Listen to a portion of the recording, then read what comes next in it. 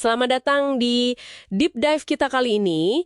Kita akan membedah sebuah laporan analisis yang menarik banget nih. Tentang buku Bicara Itu Ada Seninya, karya Oh Soo-young. Udah pada tahu kan ya? Ya, buku yang cukup fenomenal ya. Betul. Nah, sumber kita ini bukan cuma review biasa. Ini analisis mendalam. Dari sudut pandang apa aja tuh? Macam-macam.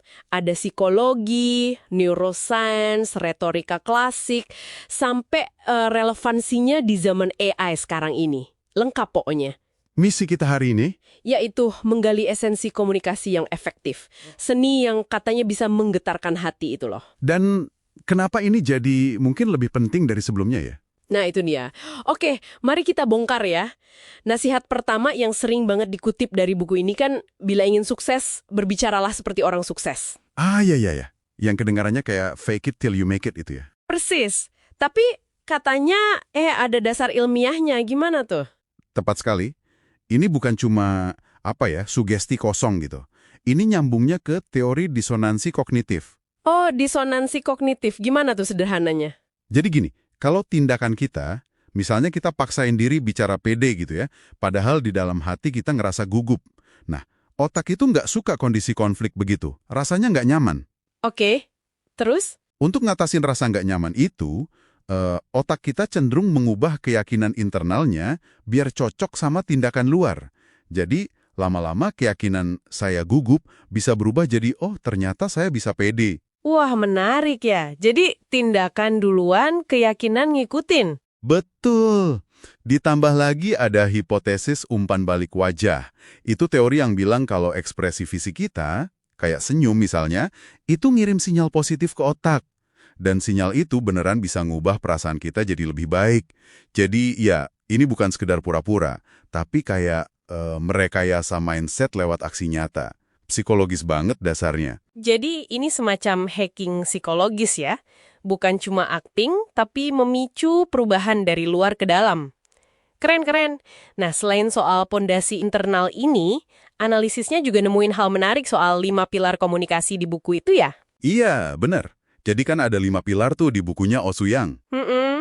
Ternyata, kalau ditelaah lebih dalam, 5 pilar itu sebenarnya kayak peta modern dari kerangka yang udah tua banget. Kerangka apa tuh? 3 pilar retorika Aristoteles. Udah ribuan tahun umurnya tapi masih relevan banget. Aristoteles, wah klasik banget.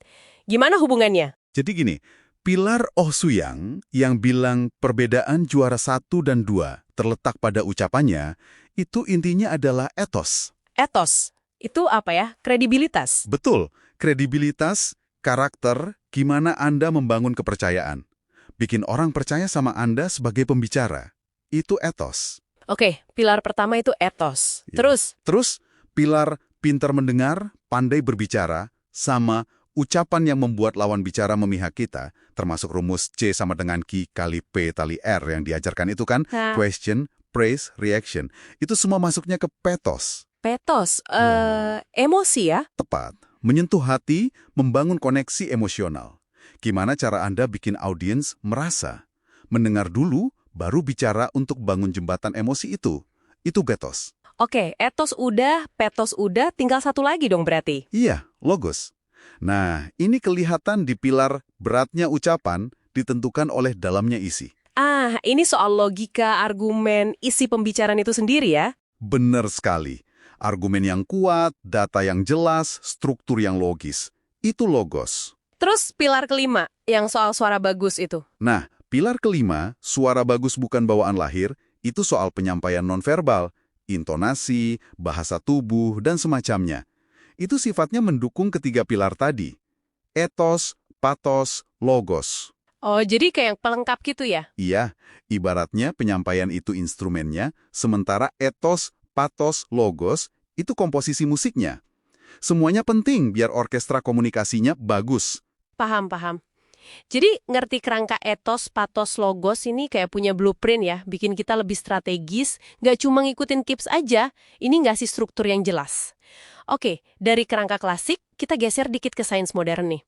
Analisisnya kan juga nekenin banget soal storytelling. Kenapa sih cerita itu kayak punya sihir gitu buat otak kita? Wah, itu karena otak kita emang dirancang untuk cerita. Itu bahasa aslinya otak, bisa dibilang gitu. Bahasa asli otak, maksudnya? Ada dua hal kunci dari neuroscience. Pertama, namanya neural coupling. Neural coupling. Apa tuh? Gampangnya, pas kita dengerin cerita yang bagus, aktivitas otak kita itu mulai sinkron sama otaknya si pencerita. Kita jadi kayak, logis. Wah, jadi kayak terkoneksi langsung gitu ya otaknya? Iya, semacam itu. Makanya, pemahamannya bisa lebih dalam. Kedua, cerita itu bisa memicu koktail neurokimia yang dahsyat di otak. Koktail neurokimia, wah istilahnya keren. Isinya apa aja tuh? Ada kortisol yang bikin kita fokus, ada dopamin yang bikin seneng, dan bantu nginget katanya, fakta yang dibungkus cerita itu bisa 22 kali lebih gampang diingat loh. 22 kali. Gila, itu banyak banget. Banget kan? Terakhir ada oksitosin, hormon ikatan sosial itu. Bikin kita merasa empati dan percaya sama si pencerita. Wow, jadi cerita itu bukan cuma buat hiburan ya, tapi benar-benar mekanisme biologis buat koneksi dan pemahaman. Pantesan kuat banget efeknya. Betul. Makanya storytelling itu skill komunikasi yang penting banget. Nah, ini nyambung ke pertanyaan berikutnya yang cukup krusial di zaman sekarang. Dengan adanya AI yang makin pinter nulis, nganalisis, bahkan bicara. Apakah seni bicara ala manusia ini masih relevan? Masih ada tempatnya nggak sih? Justru, menurut analisis ini jadi semakin relevan. Dan nilainya jadi premium. Oh ya? Kenapa gitu? Bukannya AI bisa bantu kita komunikasi lebih efisien? Ya, AI memang bisa jadi pelatih teknis yang hebat. Misalnya AI kayak Udly atau Oray, itu bisa bantu ukur kecepatan bicara kita, ngitungin kata-kata pengisi kayak anu, bisa juga analisis variasi nada kita, bahkan bisa bantu analisis sentimen audiens dalam skala besar. Itu sangat membantu untuk sisi teknis komunikasi. Efisiensi ya? Oke, jadi AI jago di teknis dan efisiensi ya? Betul. Tapi, ada tapinya. Yang AI kayaknya belum bisa lakukan dan mungkin nggak akan pernah bisa sepenuhnya, itu mereplikasi empati yang tulus, kecerdasan emosional yang otentik, kemampuan membangun etos dan patos yang benar-benar lahir dari koneksi manusiawi sejati. Itu beda.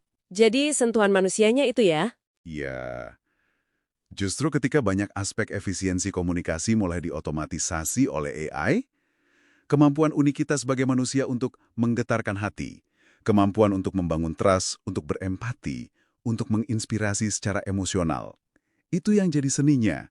Dan itu jadi keunggulan kompetitif kita yang nggak tergantikan mesin. Saya nangkep nih. Jadi, AI itu alat bantu buat aspek sains atau teknisnya, tapi art atau seninya tetap di manusia, gitu ya? Bisa dibilang gitu.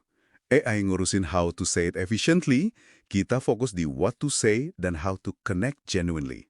Oke, jadi jelas ya. Intinya, seni bicara ini bukan cuma soal ngomong lancar, tapi keterampilan mendalam yang bisa diasah. Akarnya kuat di psikologi dan cara kerja otak kita. Dan perannya malah makin krusial di tengah gempuran teknologi, bukan cuma merangkai kata, tapi intinya adalah koneksi antar manusia yang otentik. Benar sekali. Laporan analisis ini pada dasarnya ngasih kita semacam peta jalan buat menguasainya. Mulai dari gimana merekayasa kepercayaan diri lewat tindakan nyata, terus gimana memanfaatkan kekuatan cerita yang udah terbukti secara sains, sampai gimana menerapkan kerangka persuasi klasik, etos, patos, logos, itu secara sadar dan strategis dalam komunikasi kita sehari-hari. Sip, udah kebayang banget petanya. Nah, sebagai penutup nih, mungkin ada satu pertanyaan buat Anda para pendengar renungkan. Saat AI nanti makin banyak ngambil alih tugas-tugas komunikasi yang sifatnya efisien, pertanyaannya adalah, bagaimana Anda secara sadar akan mengasah dan menunjukkan seni komunikasi Anda? Seni yang unik, yang otentik, yang manusiawi, yang nggak bisa digantikan oleh mesin itu. Coba direnungkan. Next, mau bahas apa lagi? Kasih tahu Mas Ragil di komen ya. Follow untuk tips lainnya.